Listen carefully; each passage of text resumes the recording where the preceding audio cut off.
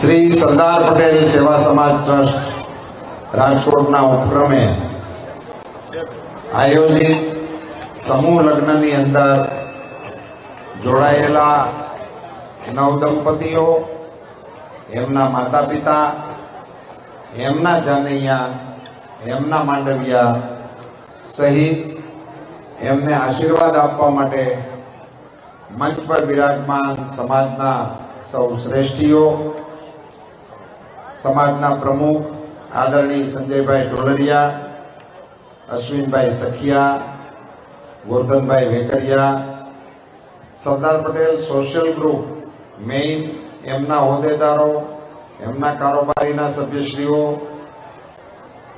એમની મહિલા સમિતિ, એમના સૌ સભ્યશ્રીઓ, અમારી સાથે નવદંપતિને આશીર્વાદ આપવા માટે પધારેલા રાજ્યસભાના મારા સાથીદાર રામભાઈ મોકરિયા, ડોક્ટર વલ્લભભાઈ કથિરિયા, આ વિસ્તારના ધારાસભ્ય ભાઈ શ્રી રમેશભાઈ ટીલાળા, ભારતીય જનતા પાર્ટીના અમારા વરિષ્ઠ નેતા શ્રી ભરતભાઈ બોગરા, શ્રી સંજયભાઈ ઢોલરિયા, શ્રી ભરતભાઈ રામાણી, શ્રી વેલજીભાઈ ડોબરિયા, શ્રી અશ્વિનભાઈ સખિયા, કૈલાસબેન માયાણી, સમગ્ર આપણી ટીમ, અમારે હંસરાજભાઈ હમણાં આવ્યા, સૌ નવદંપતિને ભગવાન ભોળાનાથ એમના દાંપત્ય જીવન ઉપર અમોઘ કૃપા વરસાવે, એમનું દાંપત્ય જીવન પ્રસન્ન રહે, પ્રસન્ન દાંપત્ય જીવનથી એમના પરિવારને આગળ વધારે, રાજ્યની અને રાષ્ટ્રની સેવા કરવા માટે તેઓ સફળ થાય એવી ભગવાન ભોળાનાથના ચરણોમાં હું પણ પ્રાર્થના કરું છું. સર્વમંગલ માંગલ્યે શિવે સર્વાર્થ સાધિકે શરણ્યે ત્રંબકે ગૌરી નારાયણી નમોસ્તુતે. માં નારાયણ ભગવાનની, માતાજીની એમના ઉપર કૃપા બની રહો. હું આ વરઘોડિયાના માતા પિતાને ધન્યવાદ આપવા માંગુ છું. સમાજની અંદર આવી સારી પ્રણાલીઓ આગળ વધે એને માટે આ આગેવાનો મહેનત કરતા હોય છે. ઘણા લાંબા વર્ષોથી આ પ્રવૃત્તિ સરદાર પટેલ સેવા સમાજ ટ્રસ્ટના નેજા નીચે અહીંયા રાજકોટમાં ચાલી રહી છે. એટલે કોરોનાને કારણે બંધ પડી ગઈ. વળી પાછી એને પાટા ઉપર ચડાવવાનો પ્રયાસ સેવા સમાજ દ્વારા થયો છે. એમને હું અભિનંદન આપું છું, ધન્યવાદ પાઠવું છું.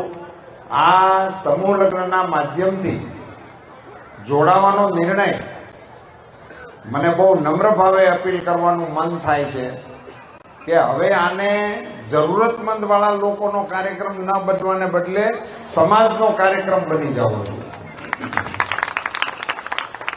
હું સમાજના આગેવાનોને નાનકડી ટિપ્સ આપવા માંગતો છું. આપણે ગાંધીનગરની બાજુમાં ચંદ્રાલા ગામ છે. ત્યાંના આપણા જૂના આગેવાન, હવે તો નરસિંહભાઈ રહ્યા નથી આપણી વચ્ચે, પણ એ ગામ એમના થકી મારા પરિચયમાં આવેલું. ત્યાંના હું એક સમૂહ લગ્નમાં ગયેલો.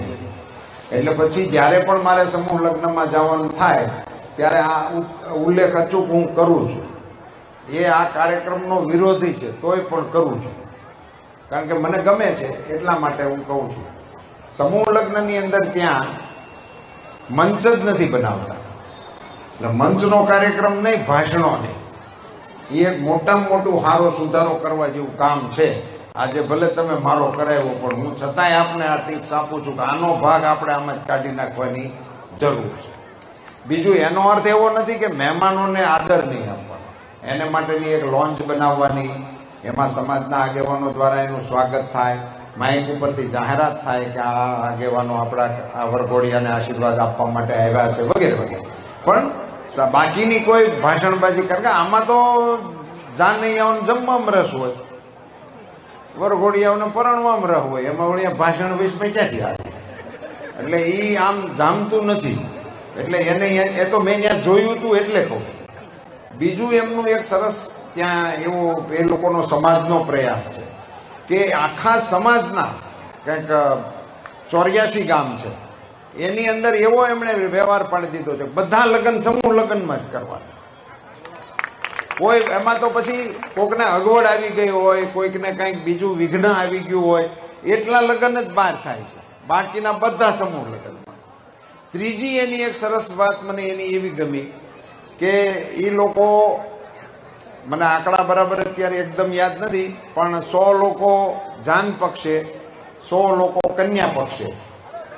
પધારો પ્રમુખ સાહેબ, જાનની આવો આવ્યા જ રાખશે ઠેઠ સુધી. 100 લોકો એ બધા ફ્રી, સમૂહ લગ્નની જે ધારાધોરણ પ્રમાણે વર પક્ષના પણ ફ્રી, કન્યા પક્ષના પણ ફ્રી. પણ પછી 100 થી કોકને વધારે લાવવા હોય તો એના પાસ લેવાના, અને એની કોઈ લિમિટ નહીં. ભાઈ તમારે 1000 જણાની જાન લેવી એટલે લાવો, પણ એના પાસ હશે એને રખોડામાં જવા દે. એટલે આવવામાં કાંઈ વાંધો નહીં, પણ ગળકબારી આગળ પાસ દેખાડવો પડે. વરના બાપાએ પાસ લેવાના, અને વરના બાપા જમાડે. સમૂહ લગ્ન સેવા સમિતિ 100 જણાને જમાડે. આ એક કરવા જેવો સુધારો. એટલે એક તો ઓલાને હંકડામણ ન લાગે, મોટા માણસ હોય અને એને એમ હોય કે મારે 500 જણા મારી જાનમાં આવશે તો આવવા દેવાના. આપણે સમાજના નિયમ પ્રમાણેના 100 ને જમાડી દેવાના. પછી 101મો પાસ શરૂ થાય એ આપણી જાનમાં આવે ને જમાડે. એવું વર પક્ષવાળાને કન્યા પક્ષવાળાને બંનેને માટે એ એની છૂટ આપે છે. એટલે કોઈને હોખમણ ન થાય કે અમારે આ લગ્નમાં જાવું ન જાવું, નોતરા દેવા ન દેવા, એ બધી આડસ નીકળી જાય. જેટલા નોતરા જેને દેવા હોય એ બધા દે.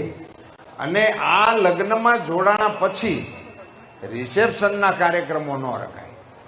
આ 3-4 ચીજો મને એના પ્રસંગોની ગમી હતી. આપણો સમાજ છે એટલે મને એમ થયું કે હું અહીંયા એ વાત શેર કરું. કારણ કે સારી વાત એ ક્યાંક હોય ને એને ફેલાવવી જોઈએ, અને ખરાબ વાત હોય તો એની ઉપર ધૂળ નાખવી જોઈએ, એને ઉકેરાય નહીં. આ 2 વાતનું આપણે ધ્યાન રાખવું જોઈએ. હું સમાજના પ્રમુખશ્રી અને એની ટીમનો આભાર માનું છું કે એ કાર્ય 16 જાનમાં જવાનું મને આમંત્રણ આપ્યું. આપના સમૂહ લગ્નમાં આપની આ પ્રવૃત્તિને ખરેખર પ્રશંસનીય પ્રવૃત્તિ આપ ઘણા લાંબા સમયથી કરી રહ્યા છો.